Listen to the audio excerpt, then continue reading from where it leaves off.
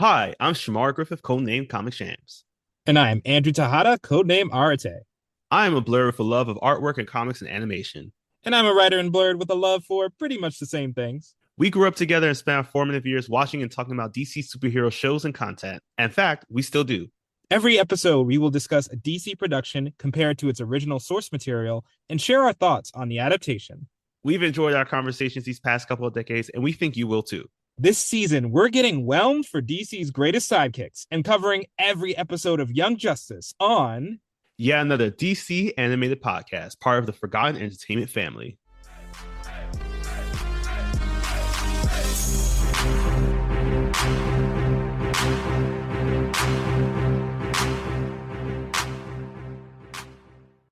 Welcome to yet another episode of yet another DC animated podcast. My name is Shamar Griffith, codenamed Comic Shams. And I am Andrew Tejada, codename Arate.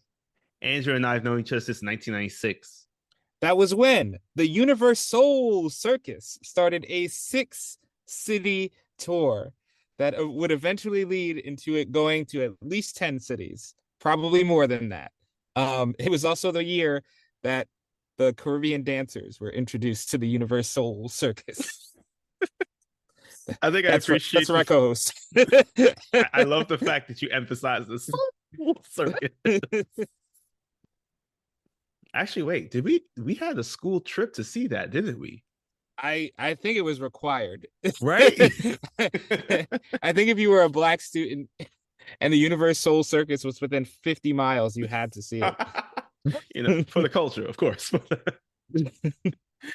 Well, as we talk about this Universal Circus, we're also going to be talking about a circus of episodes today because we have four more episodes in our Young Justice run through.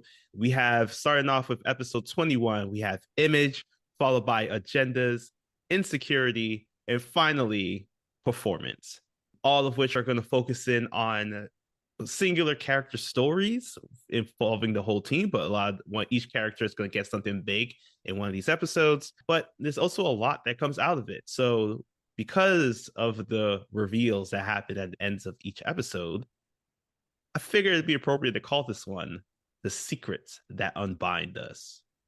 I thought you were gonna go with Secret of Nim for a second. I was like, that's already taken, but you went a different route with. I also couldn't go with Secret because I know that we still hated that last episode. So, oh yeah, oh god, not Secret. All right, so the timing of these episodes take place between November 22nd to the 24th. So we are in full holiday mode for this one. And we have our cast list, which is as follows. For our Trekkies out there, Counselor Deanna Troy is played by Marina Sirtis. So you'll know her voice as Queen Bee in our Image episode. Seasons 1 through 2 of The Amazing World of Gumball had this actor voice the titular character Gumball Watterson. So it's appropriate that Logan Grove provided the energetic and chaotic mannerisms of Garfield Logan. Wow, that is a crazy animal connection. That really is. Following up, we have the femme fatale herself, Maggie Q, storing her voice in as Wonder Woman in our Agendas episode. We're taking it back to some old school action films where it was just all action, no plot. We got Nick Chunlin, who has made a career in movies such as Con Air, The Legend of Zorro, and most recently providing the voice of Quan Chi in Mortal Kombat Defenders of the Realm. He's Sportsmaster. Oh, of course he is. What a resume. What a card. Really is. Of course, Josh Keaton returns as the web-slinging murderous neighborhood Black Spider. It doesn't get any less funny. It was like, we'll never get Spectacular Spider-Man season 3, but we'll always have Josh Keaton playing the Spider-Person. Next up, we have, we've heard his voice. I think we've already gave him his flowers in the past as the voice of Finn and Captain Black in the Jackie Chan Adventures. Today, Adam Baldwin, the Superman from our Doomsday film for our Sweet and Sour season, he returns to voice his sixth DC character, Parasite. He got a good track record. Yeah, he's been almost everybody. Like, I'm at this point, you might as well just be Batman. Just do it. He might even be you. I don't know. Next up, Clancy Brown is the Interpol agent King Faraday.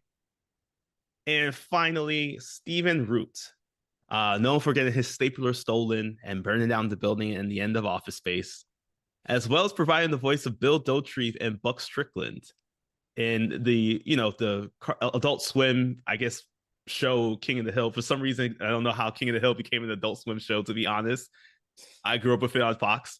But yeah, he's pulling his another hat trick here as he's the voice of the Haley Circus ringmaster Jack Haley. All right, so now that we have our episode list and our cast set, it is time to do a triple backflip off of a trapeze and Zeta Tube over into the beginning of our first episode, Image. So right away, like I'm just gonna call it as I see it. Batman is the biggest bro in in the Justice League Mm-hmm. because he finds a video where he sees Black Canary making out with Superboy, which that's wrong for a whole bunch of reasons. But Black Canary sees the video and Green Arrow is invited along. Batman didn't have to do that, but he did because he's the ultimate bro. And then he reveals that the Black Canary making out with Superboy was actually Megan in disguise. And she was just doing a shape shifting game for Mars. And immediately, all the adults in the room, Martian Manhunter, Black Canary, and Green Arrow, are like, no, no, no, this will simply not fly. Mm-hmm.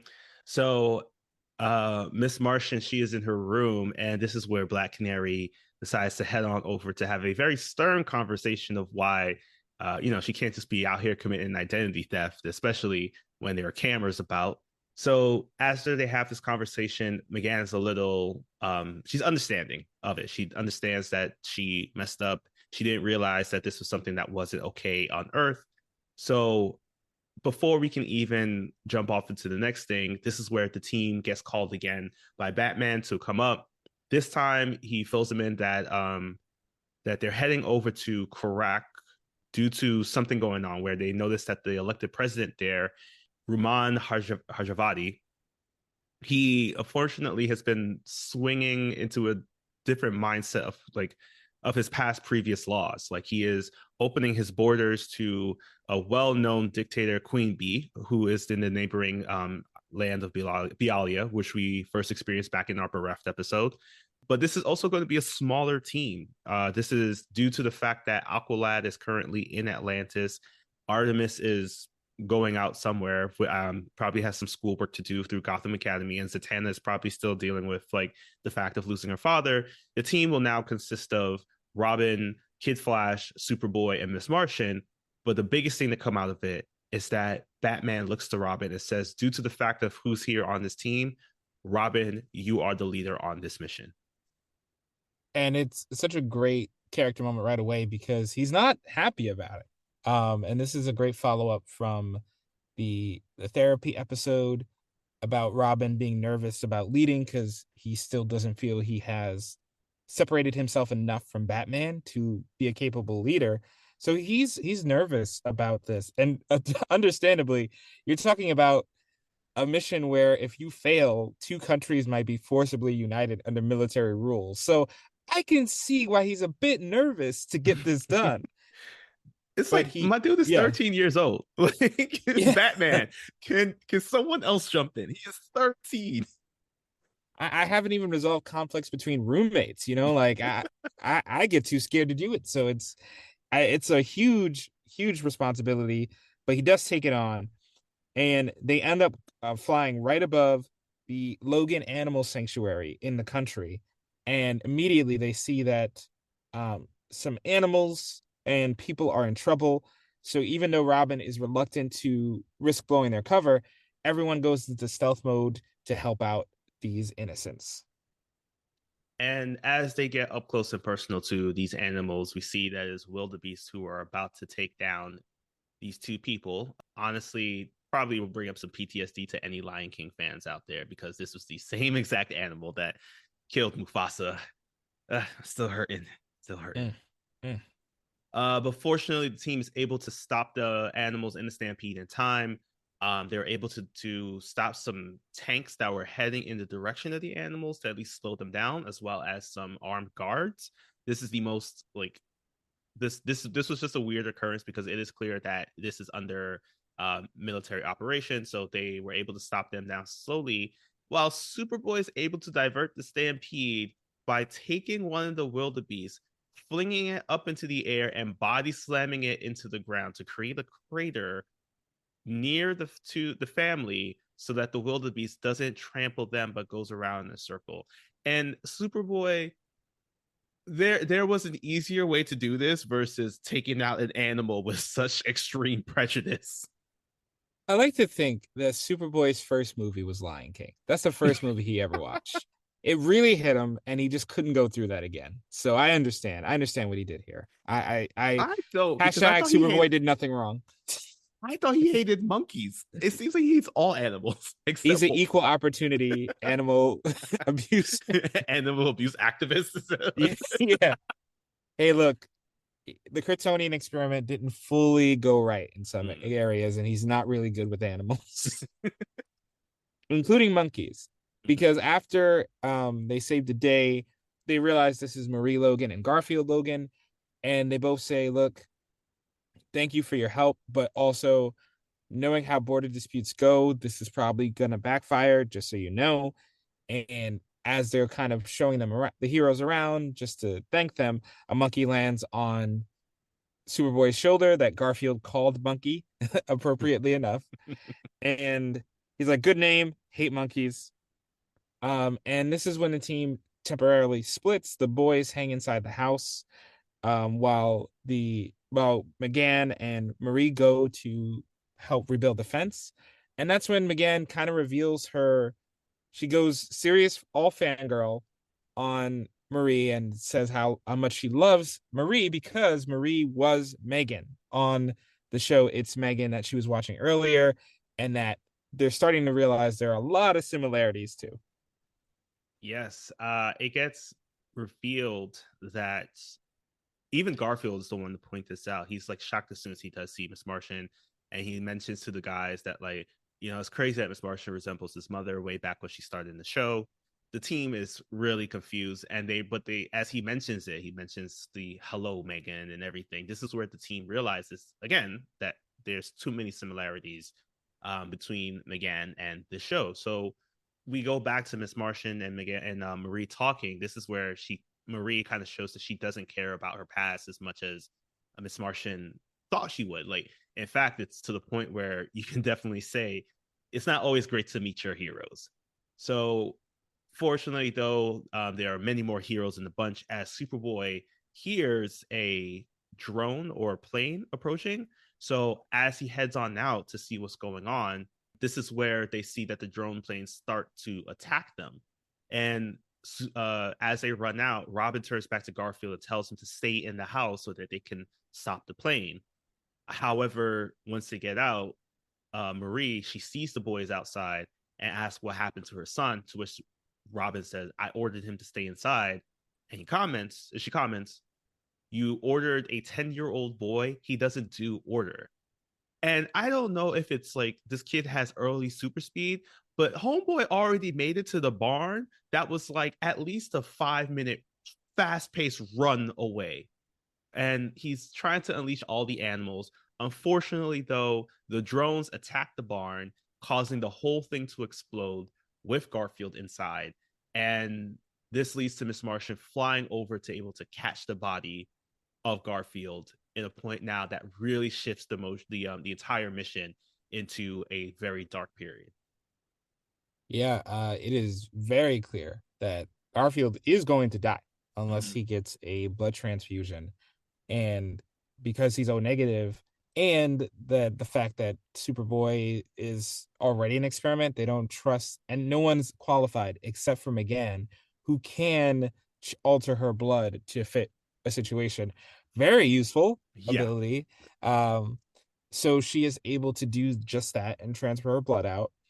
While she's doing that, the guys go into the other room and they have found the Megan tape. They accidentally activated, and they're noticing a lot of really small details. First of all, shout out to Rita Farr, who is also in the Yes. pilot, Yes. future Elastigirl, in the DC Doom Patrol. But they begin to see, as they watch more and more of the show, how much Megan has modeled her life after the show. The main character on the show, Megan, is a teenager. She, of course, has a catchphrase, "Hello, Megan." She's a cheerleader at the school. Her boyfriend is named Connor, which Mm-hmm. really bothers Superboy. And you just see how desperate she was to change herself, which comes back immediately because as Garfield is recovering and the team is trying to get to the ruler as soon as possible, the guys once again are split off. It's all funny how many times this happens this episode, but the guys are left fighting a bunch of military men while McGann goes after Simon's. He comes back, the evil telepath Simon, and now it's a one-on-one battle. And this rematch gets dirty. Mm-hmm. I also do want to quickly point out that the creators of the show Hello Megan are Greg Vietti and Brandon Weissman, who are also just the flip names of the creators of the Young Justice series. Just thought that was a funny moment that I just wanted to point out really quickly. So this battle does turn into a very, very dark moment. So this is again the guys are dealing with the fact that the alien troops have arrived and they're armed with apocalyptic tech. So this is definitely showing that there's more afoot here. While Simon and Miss Martian are battling, this is where Simon mentally overpowers her and eventually orders her to show her true form. And this is where we see why back in our therapy episode, Miss Marcia was so scared when Black Canary had pointed out that she had turned white. It's revealed that Miss Martian is actually not a green Martian like how she's been portraying herself this entire time. She's not like John Jones, Martian Manhunter at all. She's actually a white Martian, one of the Martians that have experienced a lot of racism towards them.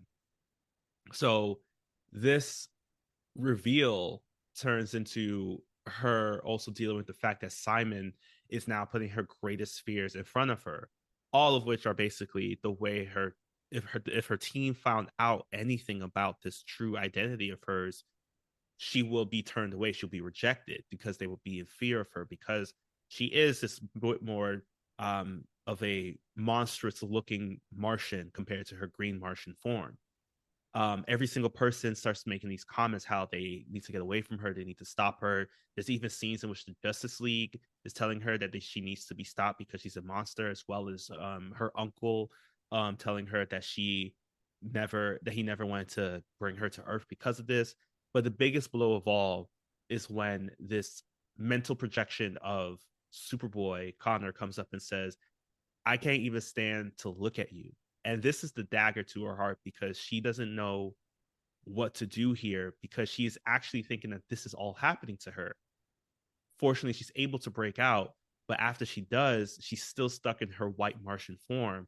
And this is where Simon reveals that even if she was able to take him down right now, he recorded the entire moment, the entire transformation. So this is where now it turns into a moment of just like, what can McGann do to stop this? But at the same time, the guys are coming to help her. So the only thing she can do is knock everybody unconscious. Yeah, this is a really harrowing thing of how far she's willing to go to protect her own secret. And then she takes it a step further because she ends up blasting Simon's psyche so hard that he breaks. It looks Mm-hmm. like this guy is not coming back. Once the battle is over, she changes back and they declare a victory, but Robin even seems conflicted if it's a win or not because of all the things they went through to get to this point. But the team doesn't let her off the hook immediately. They ask her, what is going on with this whole Megan imitation thing? Who are you really? And Megan chooses to show them her true form, quote unquote, which is her as a green Martian but bald. And she explains that growing up, she was isolated. It was rough for her. So she just decided to assume the Megan personality, her appearance as that, is her appearance. That's what she owns and that's what she accepts. And this is such an interesting character choice because she goes one step closer to revealing the truth, but not quite all the way there, which Mm-hmm. still sets it up for the future and sets up a pretty great ending. Because right after she is accepted by her idol, Marie Logan, she goes to check on Gar and finds that Queen Bee, the real Queen Bee, is in the room saying, "Look, you guys got it. You freed the leader. You imitated me on TV so that people thought Queen Bee surrendered. I get it. But if you don't serve my needs, Mayan, I will expose your secret to the world." So now we end with Megan in debt to Queen Bee and the mystery of what that means hanging in the air. Yes. I'll talk about it later because we have many more items on our agenda here as we hop on over to our next episode, Agendas, where we start off in the Watchtower. Batman, Wonder Woman, and Superman, the trinity here of the DC pantheon. They're looking out into space, and as they're kind of just, keeping a watchful eye over the Earth, Aquaman comes up and tells them that the wait is over as all the members of the Justice League have arrived, turning into them arriving into a boardroom with a bunch of other Justice League members. And the matter is simple. It's like, should the Justice League expand? And if so, who should join and what are the rules for the criteria for that? Because they have a lot to get into. And it's a pretty big weighty scene, I will definitely say, because we have learned of a bunch of different heroes who have come out of the woodworks from our time here in Young Justice. But also, we've learned that there's, because of the fact that the group of villains like the Injustice League were able to form, it might mean that more heroes need to step up. So we first start off with our first candidate. This one, I don't even know why this was even up for debate. It's Icon, man. Like, why you're gonna wonder if you should include Icon? It's an automatic yes. But this is great because we do get a chance to see and dive into a little bit of what was happening in the mindset of some of these superheroes, as well as a little bit of some comic book knowledge, like how this Green Arrow was laughing about the fact that Superman immediately, like I'm saying right now, wanted to include Icon, and that's because he thinks that Icon is another Kryptonian, which just like he thought how Captain Marvel was, but we kind of know how that turned out to be. Wrong. Magic Superman. Come on. Know your lore. Mm-hmm. Um, so at the same time that the league is going through this, it is Thanksgiving. And right now you're still seeing some little character touches.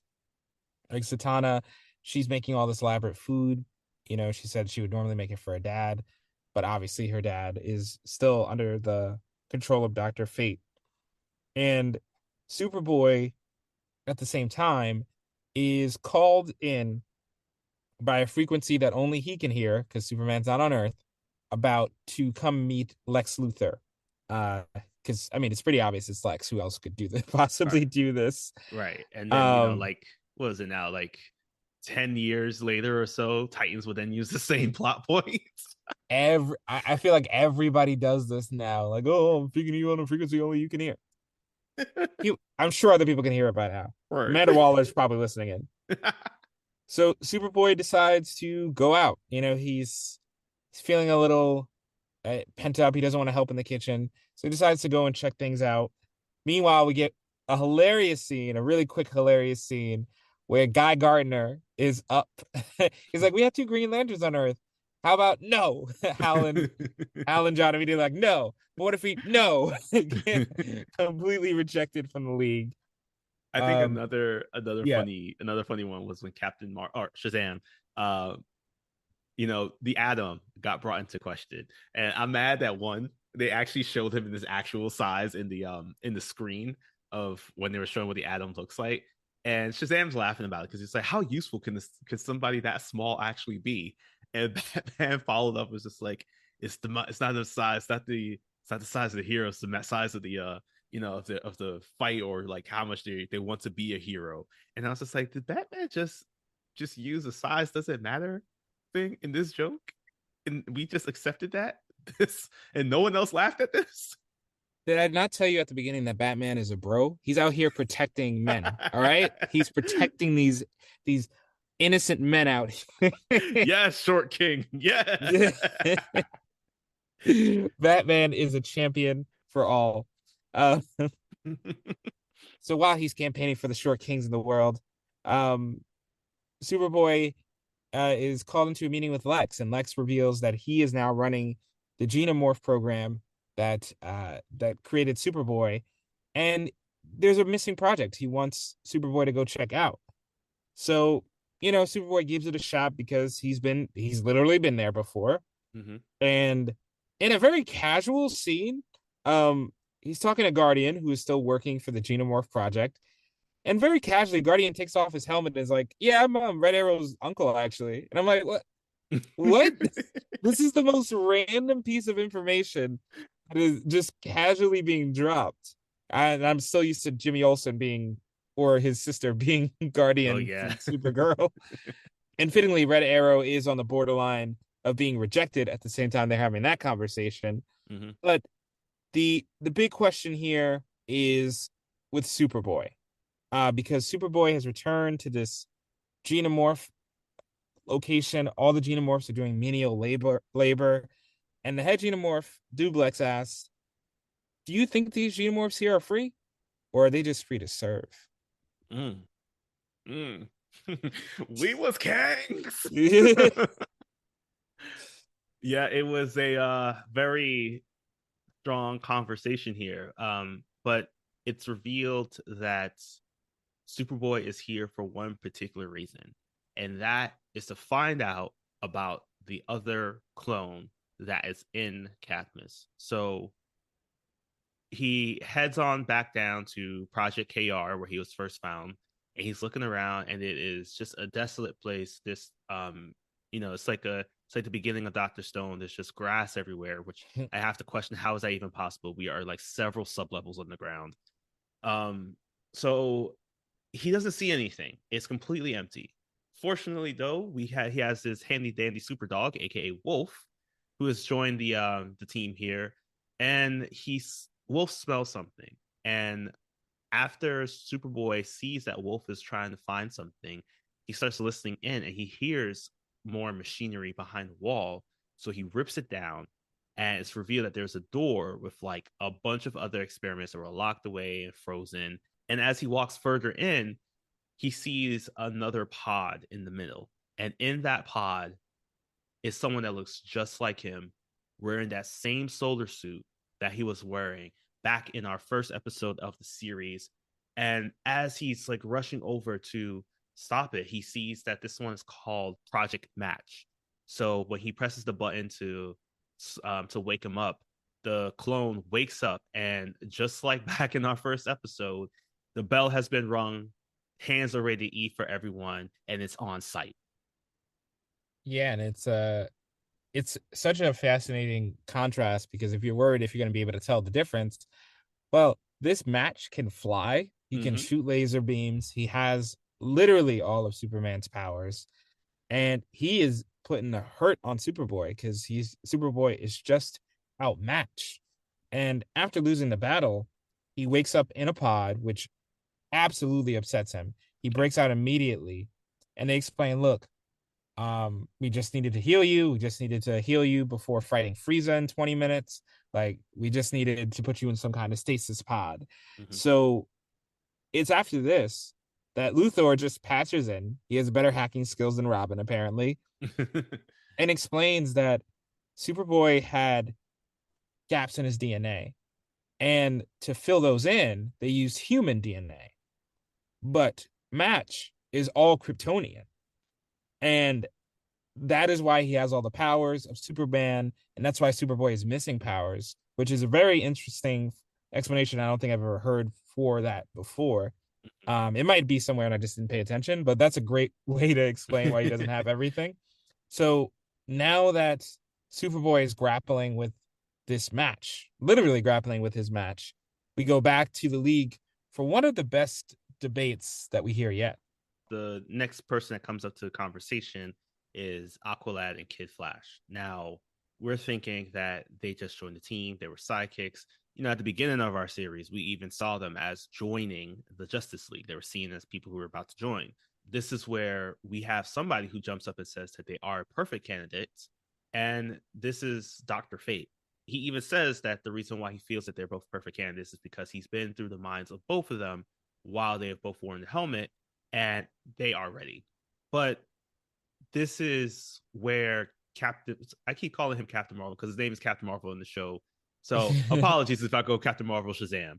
But Shazam starts saying that, it's unfair that Dr. Fate should even be able to make this judgment because of the fact that like he usurped Zatara's seat. At the same time, Wonder Woman is trying to stop from Aqualad and Kid Flash from joining because it's just like she's also once again saying that they are pretty young and questions Dr. Fave's like, are you sure you're not just putting younger individuals into battle?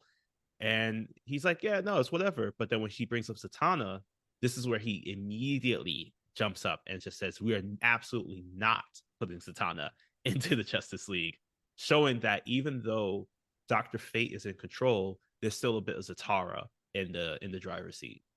Yeah, it's another really great example of the show not dropping a thing about characters. Like Mm-hmm. everything comes back in some important way.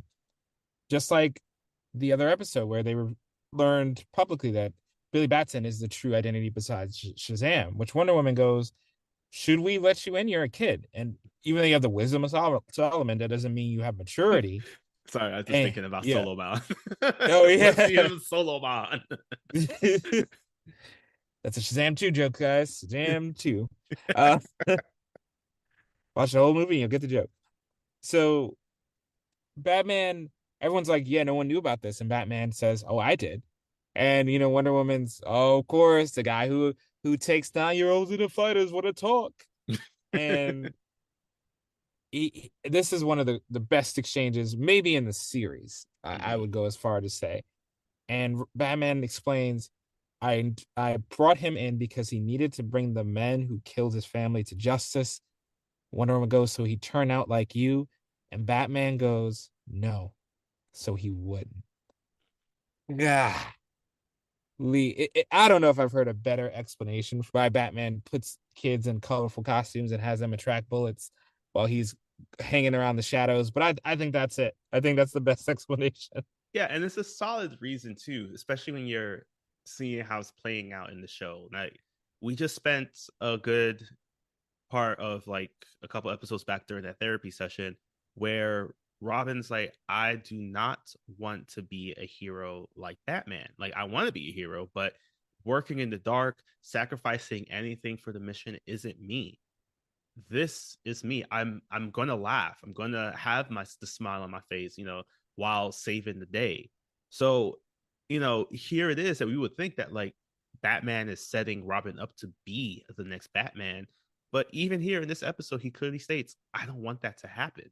He knows that he's plagued by grief and trauma. He somehow found the way to not do that for Robin. I don't know how, but I will say kudos to Batman for if there's a parenting book out there for this, Batman's get to writing because I think you did good. I think you did good. Yeah. And now that we've had a good background on Robin, we go back to Superboy, where it's revealed that Match was not the second Superman clone. He was the first. Mm-hmm. And they the company put him on ice because they realized they couldn't control this dude at all. Because of the full Kryptonian DNA, he had lost all semblance of humanity, being a creation as well. So they had locked him away. And this introduces a interesting conflict for Superboy because as Duplex takes him to a city where all the xenomorphs have been hiding, all the escaped xenomorphs that had gone missing, Duplex presents him with a question. It's like, is it better to you let this guy rampage uncontrollably, or for us to keep him subdued? So there is a big question here hanging in the air. And as right before they get to Match, where Match is hiding and being subdued, we should mention that earlier Luthor gave a way for Superboy to access his full Kryptonian DNA. He puts a shield on his arm, and it accesses it fully, which is useful because Match breaks free immediately and it's on site for Match and Superboy. And I actually do at some point want to come back and circle back to that debate that Duplex had about can we allow this match to be out in the world like this and the reasonings for it. But honestly, that conversation is too deep for the crazy amount of fighting that we saw in this one. Superboy is flying, it is happening. He is not just leaping tall buildings in a single bound, he is leaping cities because my man is putting in the work on Match, and it is crazy. It is absolutely crazy. There are some really cool, nice moments that we do see in which Match is because of the fact he is able to use heat vision, he rips off the S off the shirt. Now, this is also back to the understanding that Project KR was created so that to take down Superman should he turn from the light or if he should perish. So this being is going to hate Superman to his very core, to be honest. So he rips off the logo, but realizes that he still needs it. So using his laser vision, he burns into his chest the actual S of Superman, but because he's looking in the mirror while doing it, the classic needs to use his laser vision to actually, like shave or cut into himself. This S is backwards, so it's a nice little homage to Bizarro here, and I love that we added in that fact there. And because this fight is going on, we see that man, it's explosive. It is honestly super crazy. Genomorph City is looking like it's be destroyed very soon because of the fact that these two are just like battling it out. But at the same time, while this is happening, we have to head back over to the conversation on the Watchtower because after the conversation of how old you need to be in the Justice League, it was determined that everybody over the age of 18 should be able to get an invitation to join the Justice League. This is where Martian Manhunter shares that does unfortunately causes some issues for a lot of people because, for example, Martians in particular, the Mars rotates around the sun a lot quicker, therefore they have shorter years. So 18 years old is going to be a long time for McGann, who is currently based off of Earth years 48. And at the same time, the question comes up for people like Red Tornado and Superboy, who like Red Tornado is an android, so he may look like an older person, but he could be less than 18 years old. The same thing with Superboy, who looks like he is 17, but he's actually what now, like 6 months? Yeah, I think they say one. Yeah. He's like 1 years old. 48 Yeah. and one. Chris Harrison's gonna have a word with you too. So as they continue to have that conversation, we do see that Superman kind of, if they're hearing Superboy being brought up, he kind of looks away. You can still sense that little bit of shame that he has about what happened.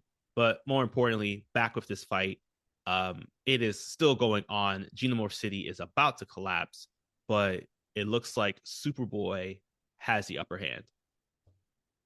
Yeah, the patch does make him angrier, does make him lose a bit of control, as aggro as Red Arrow. Yeah. Nah, I'm just kidding. No one can be as aggro as Red Arrow. He's got the monopoly on that. I will say though, now that I'm realizing it, these patches remind me of the Batman Beyond episode where we reintroduced Bane, and they took the patches and had them on their bodies, and that's how they got the venom injected into them.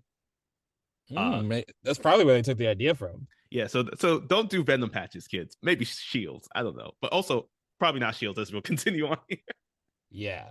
So he is able to beat Match into the ground so much that they all say, "Look, he's down, bro. You got him. It's over." So after the fight, Match is put on ice because there's really nothing else to do. The Xenomorphs as well. The fate of Xenomorph City is left ambiguous, but I think it's implied that they all have to be returned to the lab. Mhm. And Lex Luthor and Superboy have a meeting, and Superboy is obviously upset about this whole. He feels conned into doing this. Lex reveals that he was just trying to assess his assets and trying to get to the Xenomorph City. That was the whole point of the exercise. So he does so. He succeeded. And right before Superboy can attack Lex, Lex says Red Sun, which appropriately shuts Superboy down immediately, because Red Sun, of course, is one of Kryptonian's weaknesses. Mm-hmm. And even though Connor had wanted to throw away the shields that Lex gave him, he decides to keep them in a silent decision. And that's where we leave. Another very bittersweet ending.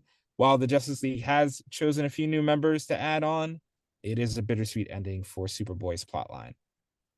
Yeah, so again, because of this bit of sweetness and the fact that we feel very insecure about what's going to happen to our boy here, it's very appropriate that we hop onto our next episode, Insecurity, with the if an individual flying through the air, swinging webs, and he's looking quite spectacular as he heads on over to an apartment window where he uses his webbing to pull a man outside of his daughter's bedroom apartment as he is wishing her a good night to then drop him a couple stories down. This is the menace J.J. Jameson tried to warn y'all about. All Yes, right. he is. Yeah.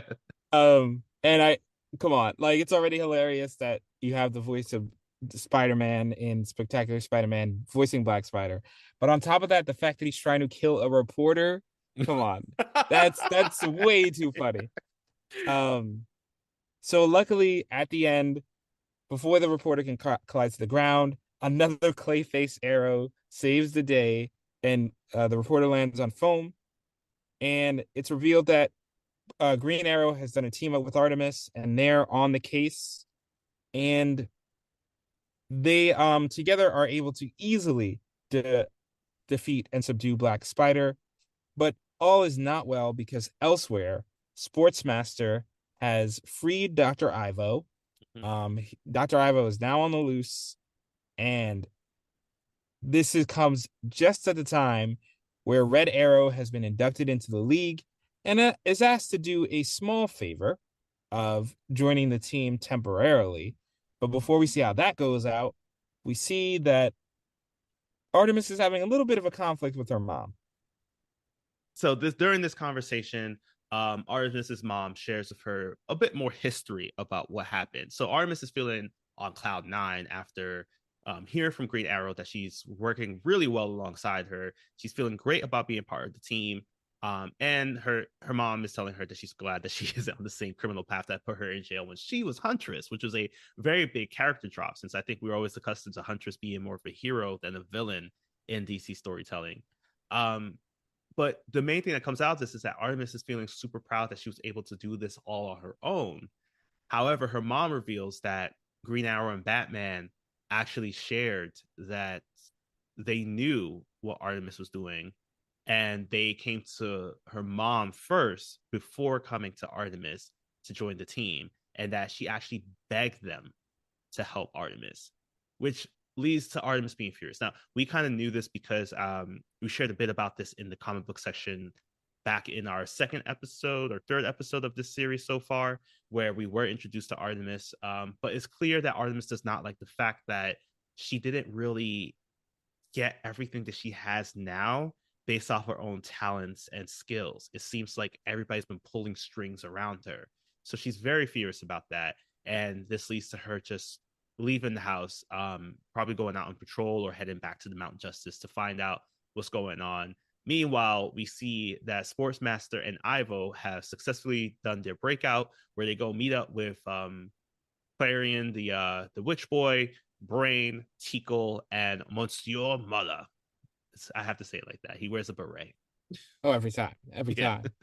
time. But he's not going to do that alone because the team is on the case. Artemis, this time around, we have Artemis, Kid Flash, Red Arrow, and Aqualad that have now teamed up to go and pursue Sportsmaster. Artemis originally wasn't on the case, but she volunteered to fly the bioship instead of being left behind. And this actually leads to a really nice moment on the bioship where Kid Flash turns to Artemis and says, "Look, I know why you came on this mission, but don't worry. Red Arrow is not replacing you. We don't think he's a better archer or anything. You don't have anything to prove, not to me, certainly." So it's a really nice show of maturity and recognition of sensitivity from Kid Flash. And another tease that they are getting closer every day. So um the people who stayed behind, Superboy, Miss Martian, and Zatanna, they decide we got nothing better to do but sneak into Red Tornado's room while he's not there, since they're so bored. Because he's like, entertain yourselves, and they take on that challenge literally. Um, Yeah, this was and this was before the time of streaming, I think. So like oh Netflix yeah, didn't really have that much content up there. So they just had Hello Megan reruns to watch, and it only lasted one season, so nothing much for them. So the team that is out there pursuing Sportsmaster, they all say, all right, we're gonna go subtle. Artemis, you stay in the ship. Everybody else, we're gonna do some subtle things. So Kid Flash rides the loudest motorcycle he can in the brightest outfit he can. Red Arrow gets on a damn jet ski behind Sportsmaster, and Aqualad swims, which is the only subtle thing here. Um, and right as they're getting to the rendezvous point and seeing what Sportsmaster is up to, um, Artemis gets out because she senses Cheshire on Red Arrow's tail, and another fight ensues. yes, this is where she decides to go in and try to see if she can stop her before Red Arrow can will be harmed by any of Cheshire's attacks. But then she sees her. Cheshire sees her and jokingly says and teases that like she needs to back off because she knows something that her friends don't know, which is the idea of revealing her true identity, which has been a conversation piece for quite some time throughout the series, like we saw back in our that one random scene in that one episode where Robin does know Artemis's true identity. So this leads into attack. The fight is happening, but then as the fight is happening, this is where Red Arrow shoots a trick arrow at Cheshire, tying her up. And Cheshire starts to flirt with Red Arrow a bit, leading to Artemis being shocked over the fact that these two are dating. Like these are like basically the two people that she hates the most. And she's like, "Oh, you got together," and it's clear because she's kissing Red Arrow at times too. Yeah, I do love another. what a what a match, because they also do have that angry tension, and Cheshire even lands a kiss on Roy in the middle of the fight. But eventually Cheshire and Sportsmaster decide, all right, enough of this. Let's get away. So Artemis tries to take a shot to get a tracker on Sportsmaster, but she says she doesn't have it, which leads Roy to step up and get the tracker on. So he'd also just pursue him in his subtle jet ski. And as he's in the jet ski, he decides, you know what? I'm going to take a dive, a literal dive, to make sure to sell it because the tracker's on the boat. It's fine. So he takes a dive. Aqualad goes and pursues, but Sportsmaster, this guy, I don't know what he's on. He's like as powerful as Deathstroke in this universe because he senses Aqualad is there too and blows up the river, or maybe he just does that just in case in every scenario. Um, Just like I see a shadow, bombs away. that's all. I got all these. I'm gonna use them. After their plan goes a little sideways, they also throw the fight. Cheshire, Kid Flash, and Artemis throw the fight against Cheshire, so they can also get another tracker on there. But this still is not enough to prevent a little friction between the team because Roy just doesn't trust Artemis to begin with, and this mission is not helping. He doesn't think she has the skills, and Kid Flash defends Artemis, which leads to the team being split in half as they all go their separate ways to follow these trackers going in separate directions. Yes, because there's at one point where Artemis does shoot another tracker in the opposite direction to throw them off the scent so that she can go and take on Sportsmaster and Cheshire herself. And the reason I bring this up is because at one point Artemis does state, "Oh, Cheshire's going north and Sportsmaster is going south." And Roy had the audacity to come up and say, "Oh, Sportsmaster's going south, just like this mission." And I was like, "What have you contributed, sir, besides laying with the enemy?" I swear, I really hate Roy in this. And there have been many times that I wish that, like, he does this when Aqualad is in charge. So I'm extra mad about this. And one of these days, if I ever catch Roy in the DC Universe streets, it's hands on sight. I'm sorry. I'm gonna say it as is. He didn't need Yeah, to be this that.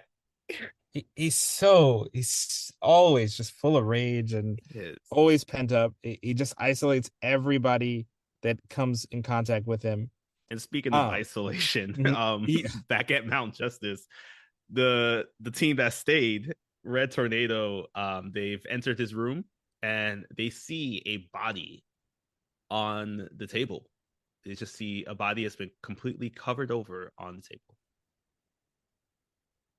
and luckily this one is not a live one. It is an android that Red Tornado plans to walk around the earth in just to get more human experience. And we know this because he shows up. And I do like, you snuck into my room. Is this a sign of disrespect? Um, and they're like, no, we were just curious. In this really kind of weird moment, Zatanna uses a magic spell to put pants on the android, which I agree, just a weird beat they felt that needed because that's where the scene ends. The pants go on the android and the scene just ends. I'm like, And yeah, we it's never a circle weird back to button. that too. No, no, we don't. It's a really weird button on the scene. And back in New Orleans, where the mission has all been Ooh, going down, um, we see that Artemis is has found caught up to Cheshire in I think the Mardi Gras Museum, it looked like, because there are a bunch of floats all around. oh, yep, yep. Highly And recommend that place. you please go and eat your way through New Orleans, but especially stop by there. Hashtag unfortunately not sponsored. NOLA Tourism Board, call us. So Cheshire reveals that she picked up on Artemis's double cross and shows a monitor of Roy outside of the warehouse while Sportsmaster's about to attack him, which reminds me of the meme where someone's in the church with a gun and Oh there's yeah. somebody else with a gun and somebody in the rafters with a gun. Hilarious.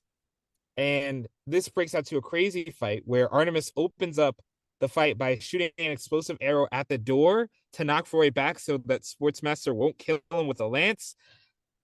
It works. Mm-hmm. I can't, it works. So I can't be mad, but damn, Artemis. It does make me question what is up in that quiver because the running joke from the Hawkeye series is like how many dangerous items does he have in a very small compartmentalized space, but it is clear that Artemis may have more. It's actually very scary how much more weapons of mass destruction he has in that quiver. But at the same time, we see that in this Mardi Gras museum, or pretty close by, our villains from earlier, Clarion, Brain, Mala, and Ivo, they are hard at work. They are. I have no idea what is happening. It seems like they are kind of a bit replicating what happened in our Injustice League episode, where they are using some form of tech as well as some magic and something else. I don't know, sheer evil willpower to manipulate the thing that they had grabbed some episodes ago, which is the piece of that tentacled being from our downtime episode, which was then brought back into the story here in the episode where their parents, the adults had disappeared during that heist over at Star Labs, and now somehow they have again are manipulating this tentacle in some way, shape, or form. And fortunately, Artemis is able to find out that this is the true plot of what's going on. She sees that every single one of these individuals are here. Unfortunately, she has to deal with once again the battle that's happening with Sportsmaster, Cheshire, Red Arrow. Aqualad is able to get a call from them to let him know to send over somebody. So he's sending Kid Flash over as fast as he can. But the more that they are explaining as to what happened, the more Aqualad and Kid Flash tend to start wondering how the heck did they get to this point where they were so far off the trail of the real battle. Yeah, and to make matters worse, Clarion does an Iceman disappearing act, gets all the villains out of there before they can even catch on to what's going on. And this is where Red Arrow reveals that Artemis played them. She put the tracker on the wrong spot and followed him here. And Kid Flash is really upset because he's been sticking up for her. So he sees this like show. This is like as her going rogue as like a solo thing to try to improve her reputation. So he calls her insecure, which Mhm. is really ironic coming from him. And Aqualad says a great thing about, she made a mistake, and if making a mistake was betrayal, we'd all be traitors. Mm. So he really, he's forgiving of this tactic, even because I honestly, even if things had gone perfectly, there was no way they were coming out of a mission against Clarion with no magic users. It wasn't going to happen. So they end with this mission failure. Aqualad lets Batman know it was a fail. And as one last beat, Sportsmaster shows up in Artemis's bedroom, revealing that yes, he is her father. That's why she was so driven to go on this mission. With Cheshire as her sister, it was all making sense about why she wanted to confront them solo. And Sportsmaster says, they don't trust you anyway. Why don't you switch to the bad side? Which rules her out as a traitor for Mm-hmm. those that watching at home, but is also a bad position for her to be in going in to the next episode. Yes, because now she has to pretend like none of this has happened. One might say she has to put on a performance. As we hop on to our final episode of our Bunch Today performance, we see that we're at the circus. Unfortunately, not the Universal Circus. We get introduced to Jack Haley, the ringmaster here. We're in Burgess, I think. That's how you pronounce that European Uh, country? Bruges? Bruges? I Okay. think they're in Bruges. I I'm have, not yeah. 100% sure. Yeah. Um, we get introduced to the Daring Dangers. We get introduced to Dawn, Dan, uh, Dean, and Dane Danger, who are actually Dan Danger is Robin, Miss Martian is Dawn Danger, Red Arrow is Dane, Superboy is Dean Danger, and finally we have Artemis, who is Diane Danger. They are pulling off a um, trapeze feat. It is very quite harrowing. They are doing this act without a net. And we start our episode with Robin pretty much almost plummeting to his death. Fortunately, Superboy, because he is showing off that he has the strength as his circus act, is able to take one of the things that he's juggling and throw it at Robin to propel him back up, which gives Miss Martian an opportunity to use her telekinesis to be able to catch onto him. And it's really cool. Honestly, if you've never been to the circus, I feel like this is like a pretty cool way to see it done in like 3 seconds. But we see that Robin is sweating like crazy. He thinks he got this like 24-hour bug that's been going around the circus.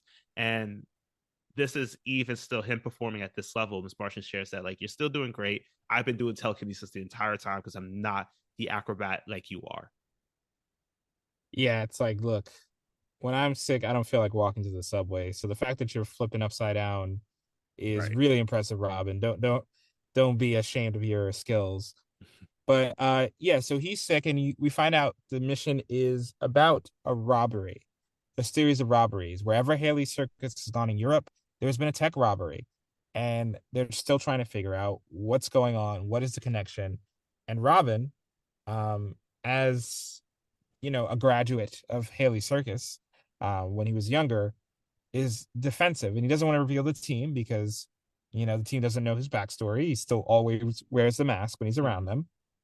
So he's trying to keep that under wraps while pursuing this mission. And while they're seeing a thief in action, they're all sticking out of place. And this is where we see that Superboy is still relying on those patches. He uses one to see into the building and he to know where to go to pursuit. Unfortunately, when he sees into the building, he doesn't see that it's full of gunpowder. Yeah, and unfortunately, the as they are firing off into the building, one of the flares that was nearby does hit the gunpowder. Fortunately, Red Arrow is able to point that out and is able to try to get the team out in time. They move to a location where I don't know how, but fortunately, no one was injured.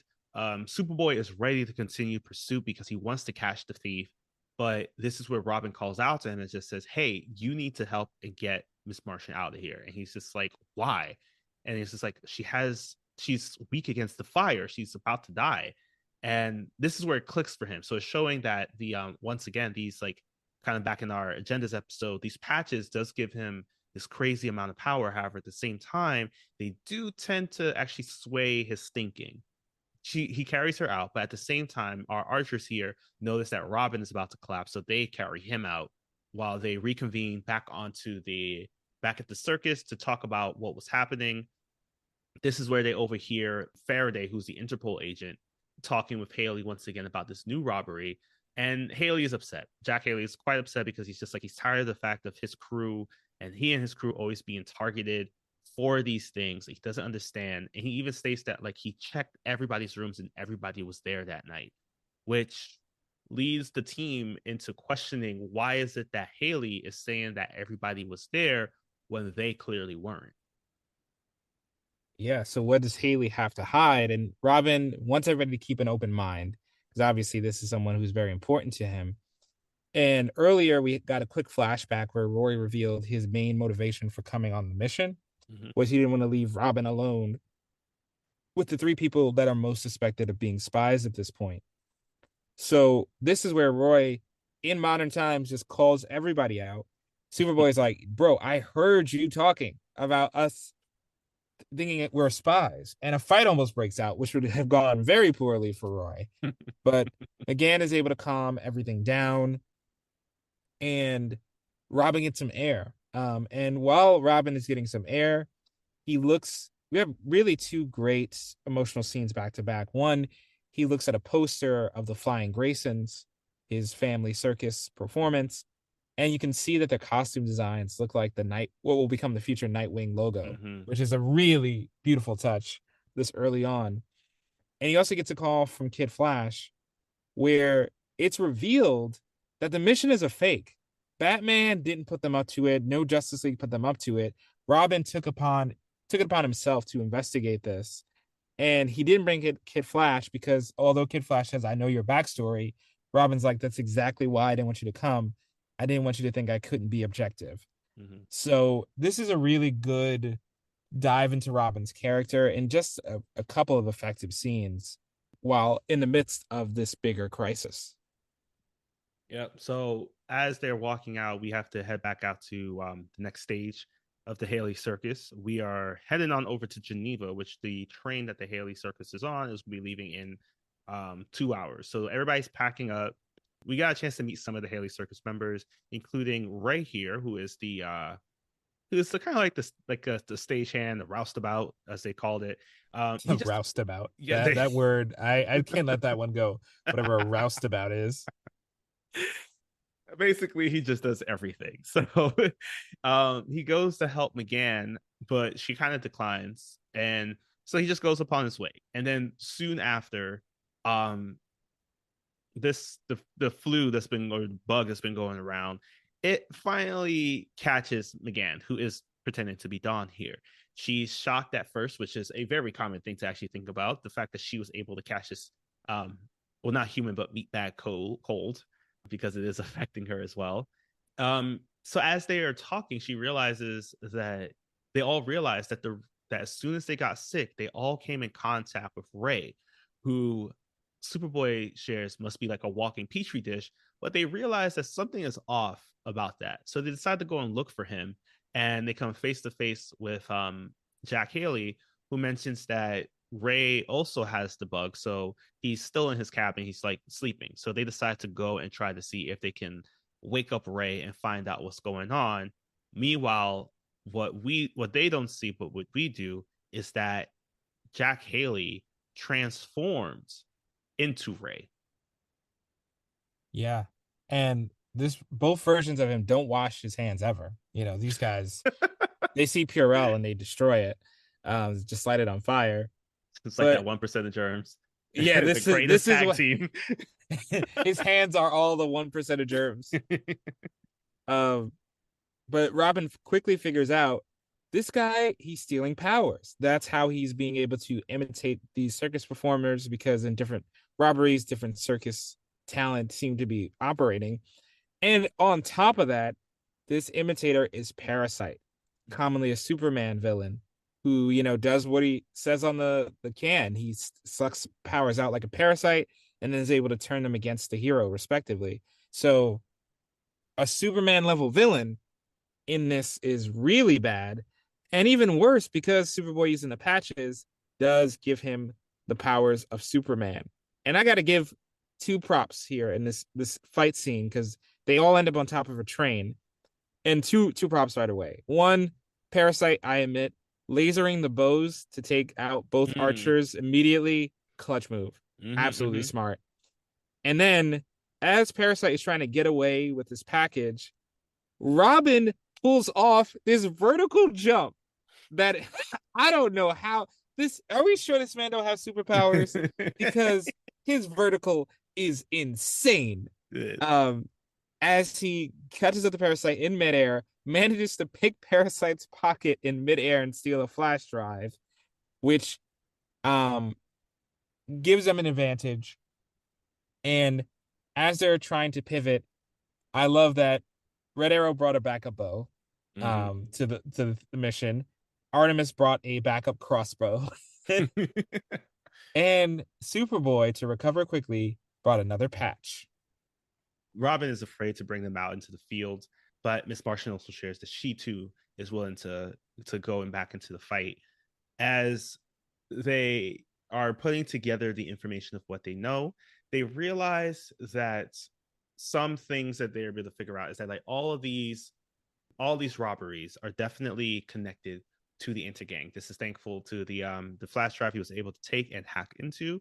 And the plot is that with everything that he's stolen, he could create a black hole, which they're all like impossible. He can't do anything with the small amount of stuff that he's gotten. But then Red Arrow realizes and states, "Wait, you mean like a, but they will need a collider, much like the collider, the large boson collider in Geneva." Um, so as they realize that if this happens, Geneva may end up being destroyed, they decide to try to find a way to see if they can get there a little faster. Parasite has already reached there because of once again he has the power of flight as well as a bunch of other powers, which is commented on that like must be all from Superboy. It must have drained Superboy like crazy because he unlocked some things. This is, and I do like this one because Superboy, trying to hide the fact that he is using the patches, is finding reasonable ways to explain why Parasite is able to get these powers, like stating, "Oh, it's because he has the genetic potential to have heat vision." Um, but this is going to be a tough battle for them because as they head on over to the boson collider in Geneva, they're making their plan, but Superboy, clearly in his journey of learning more and more about Earth culture as being a 6 month to 1 year old child, recently watched an episode about the famous Leroy Jenkins. Yeah, he charges in there. And because they don't really it doesn't we don't really know if they have a plan. They're risking it all here. But the heavy hitters try to distract as much as possible.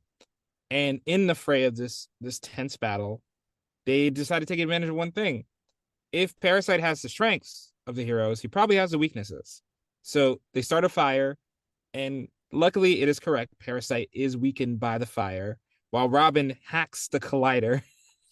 Because his hacking skills are just next level.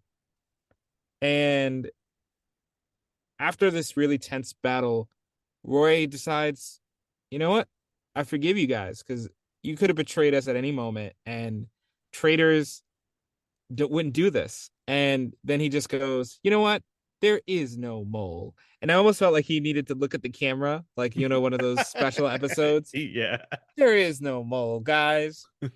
Um, so and I also do like how Robin was like, told the Interpol agent to come with the inhibitor collar Mm-hmm. right away.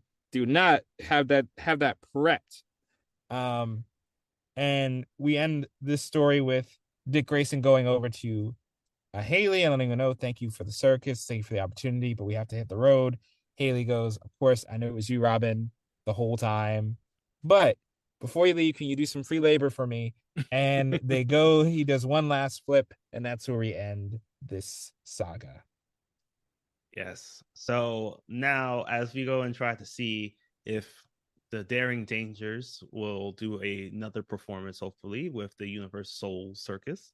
Listen to this ad for a podcast from the Forgotten Entertainment family that you should be listening to the next time you're not listening to us.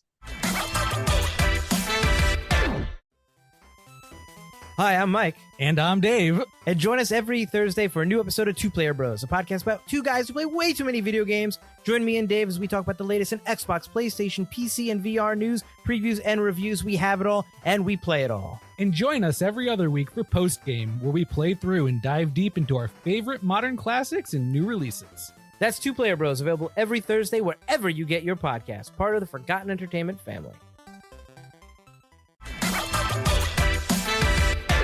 All right.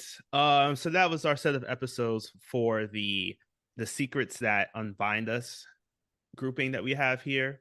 Out of our 4 episodes here, Andrew, which one are you going to be giving the most whelmed or warm to? Very, very close.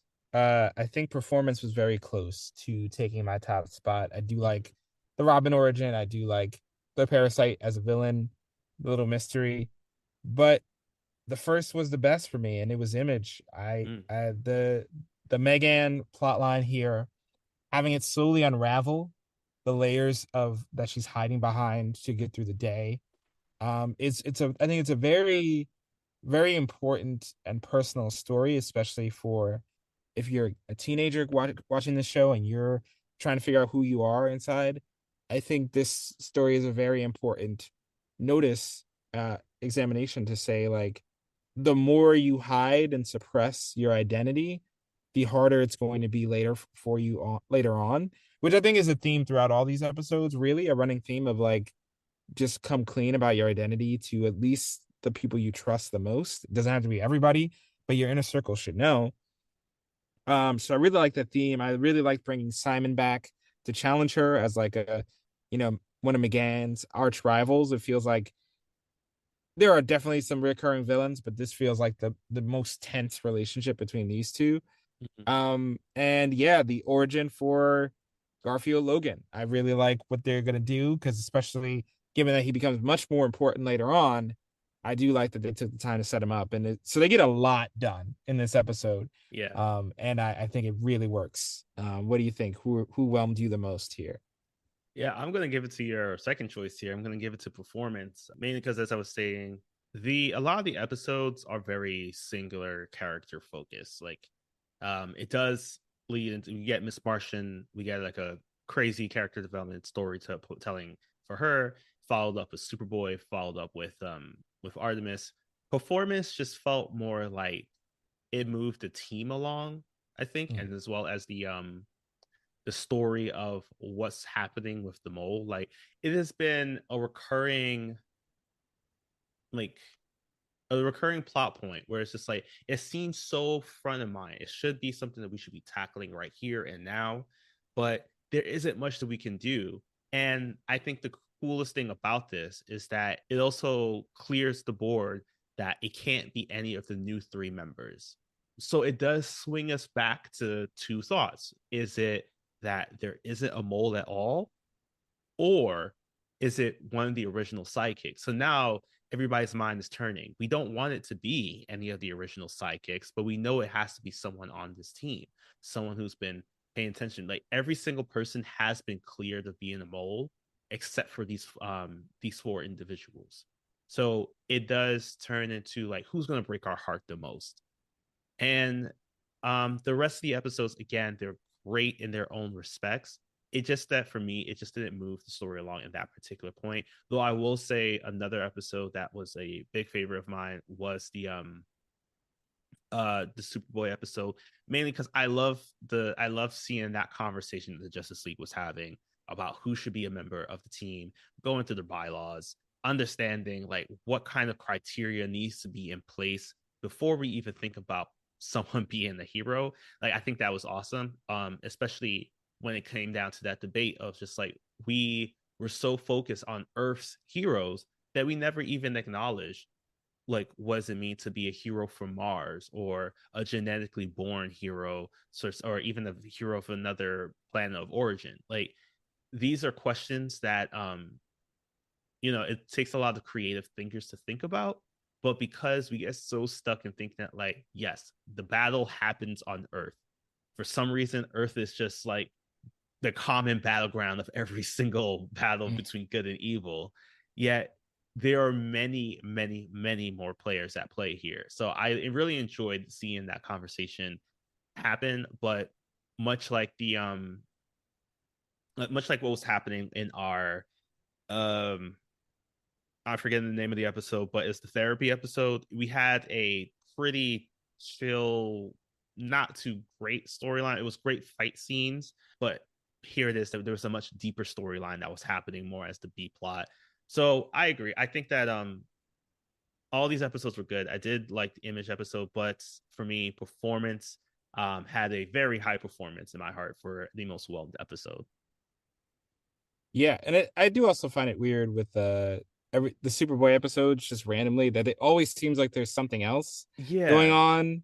That's what held it back for me personally, because I think it had the makings of a really strong episode overall. Mm-hmm. And if they had dove more into the xenomorph stuff and freedom, I think you would have had pretty much a bulletproof episode for Superboy. But yeah, for some I see what you reason, did there. yeah, yeah, for some reason when it comes to Superboy, they're always kind of making him second fiddle. So I don't know. Mm. I don't know what's going on there, but that's how it is. Speaking of that Superboy episode, something that I did want to quickly talk about was the so we heard from Duplex, who stated that the reason why they kept the Superboy clone, I guess you can call it that, or rather match, Mm-hmm. in captivity under the in Genomorph City is because his actions, should he have gotten out, would be a bad sign for all Genomorphs. And I thought that was a pretty cool thing to think about. Like, Superboy is coming from the point of like he should be free, he should be able to learn just as I did. But from the Xenomorphs, you're seeing it as like he's not like you. He is something a bit more dangerous and could be a bit detrimental to our cause of our own freedom and not just freedom to do labor. And I wanted to see, what did you think about that? Because it does question, like, I guess a little bit, like, how can someone be in society based off of how they can present for other people? It's a really tricky thing because you have a person here that has been designed to do a very specific thing, which is to kill or replace Superman. Um, so you have someone who's been designed as a weapon that they couldn't control, and what do you do with that? How do you deal with that? And I think that really the answer is a halfway of what Dublex was trying to do, Mm-hmm. which was, you know, put him in therapy essentially to Yeah. really take the time to see how what he needs to control his emotions and regulate himself around people.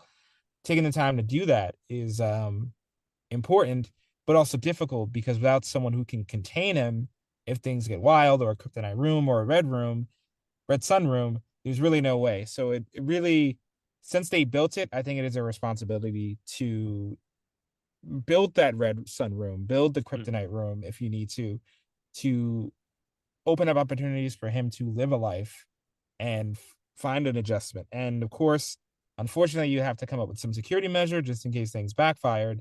But I do think that's where they messed up. I think they did not responsibly um, come up with ways to try to solve the problem. Just put it on ice for Yeah. it to be a problem later. That's a good point. So do you think it was okay then for Duplex to take on that responsibility later on, or do you think that he should have been more forceful in getting the rest of them to do it, getting the rest of like Cadmus to take this on?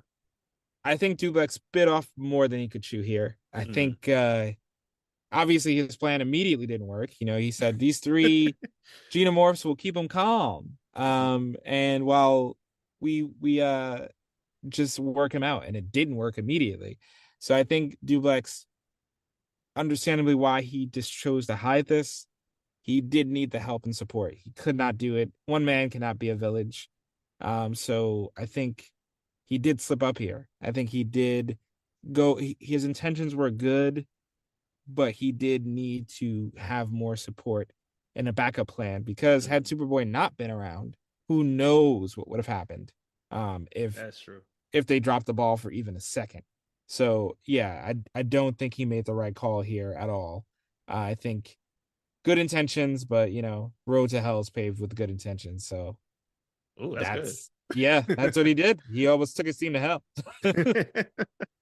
All right. Well, that wraps up our episode here because, of course, as we mentioned, there aren't many comic book stories at this point. We are going to be jumping into the Young Justice Invasion set of comics after our next episode because our next episode is the season finale of season 1. We have made it through. We have gone through really great episodes like Fail Safe, but then also dealt with really bad ones like Secret. Yeah, I um mean, compared to the lows of Static, Secret is definitely not as bad as Static Shack or the 1% of Germs. But or the Point Squad game, Point Squad, the Hoop Squad, the Hoop Hoop Squad. Squad. Oh man. But yep, still pretty rough that one. Yeah. Unfortunately, we will be getting a lot of the answers that we want, like what is happening to the that random tentacle that has been in play for a while. Will we finally have a finalized a leader of the team? Is Atana joining? And ultimately, the biggest question of all, is there even really a mole? So we are going to be covering the last 2 episodes of season 1 next week. So in the meantime, take care of yourselves and remember, if you have a 24-hour bug, drink plenty of fluids, eat your meals, especially if they're high in vitamin C and zinc. But also don't rule out if someone's just trying to steal your powers. And if an alien Martian offers you some of her blood as a transfusion, get ready for things to get weird.